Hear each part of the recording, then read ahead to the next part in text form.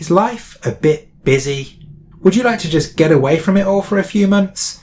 Well, you're in luck. There's a hotel in Colorado needs a caretaker for the winter, and it could be you. Here's 19 reasons to read The Shining. Hey, it's Dave Musson here. Welcome back to my series taking you through each of Stephen King's books and giving you 19 reasons to read each one. This time we're heading to the Colorado mountains and the Overlook Hotel. The phones don't work, the hedge animals might bite, and there's something truly terrifying in room 217. But don't worry, we'll make it work. Of course, I'm talking about The Shining, which was released in 1977, and here's 19 reasons for you to go and read it. Oh, and as expected, some spoilers ahead. This was King's first book that wasn't set in Maine, and that was a deliberate choice on his part. With 2 successful books behind him, King upped his quartet out of Maine and into Boulder, Colorado for a few months of inspiration. Why Colorado? Well, that's where his finger landed when he randomly pointed at a map of the USA. The Overlook Hotel from the book is based on a real Colorado hotel, the Stanley Hotel.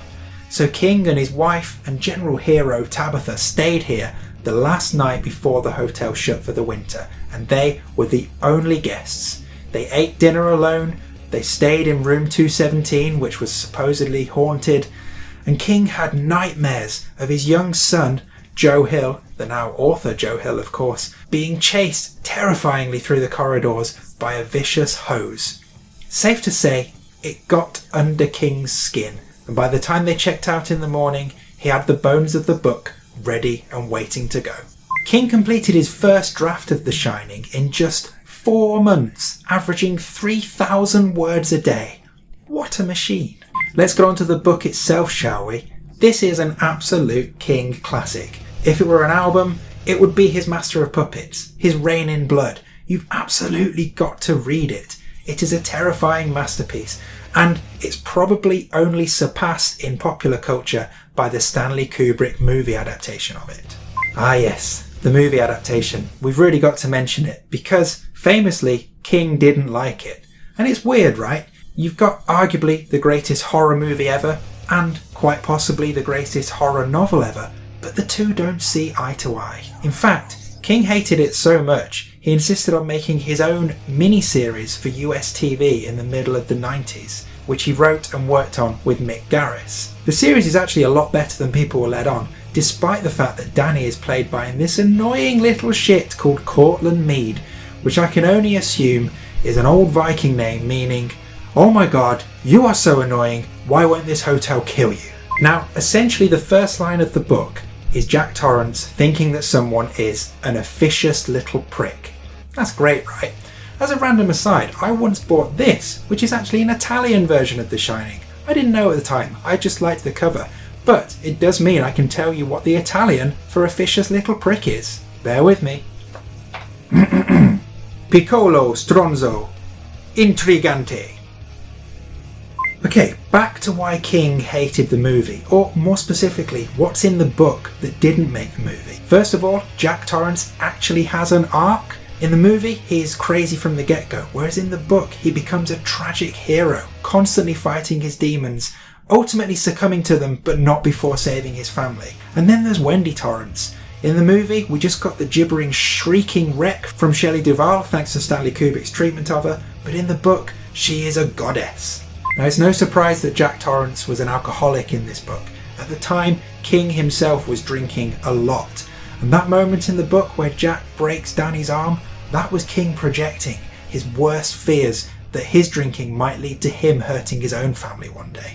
Now, there's plenty of weird shit going on in this hotel, but my favourite part is when the topiary animals come to life and try to eat Danny Torrance. I hated gardening already, but now there is no way in hell that I'm getting involved. I'm staying inside forever. So I should probably mention Danny, the Torrance's only child, and the actual Shining. The Shining is this psychic ability that Danny has that helpfully allows him to see the horrendous past of the Overlook Hotel. Just what a kindergarten-age child wants, I'm sure.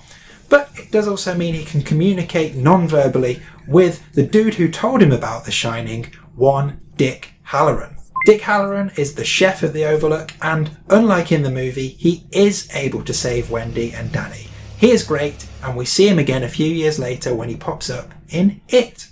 We can't talk about Halloran without talking about the magical Negro. This is a type of character that King brings up time and time again in his chronology, and it's pretty problematic. Halloran is probably the least problematic because at least he does serve a purpose, more than just being a magical Negro, and he does have some agency in the story. But just as a warning really, as we go further into King's bibliography, this is going to become a trait that we have to address again. Sorry about that. Now, if you've only ever seen the movie, you've probably got this image of Jack chasing his family with an axe. But in the book, it was a roque mallet. What is roque, I hear you ask? I don't have a fucking clue. Something like croquet, I think. Throughout the book, King pays homage to Poe's The Mask of the Throughout the book, the King pays homage to Poe's The Mask of the Red Death, with this never-ending ball where all the ghostly guests are constantly crying for people to unmask as the hotel slowly gets its claws into Jack's psyche. It's ace. So Danny is obviously musical. He keeps talking about this really cool red drum all the time. What? A mirror? Why would it? Okay. So, red drum? Yeah. And then a mirror. I mean, my phone? Yeah, okay. So, shit. Murder.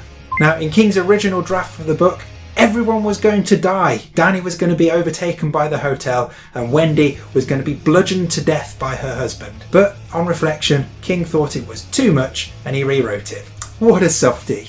This book is so gripping because you share the cabin fever that the Torrance family experiences as you go through the book. First of all, everybody leaves, they're all alone. Then a totally dead wasp's nest comes back to life and stings Danny. Then there's one fucker of a snowstorm and they are truly cut off. It is gripping.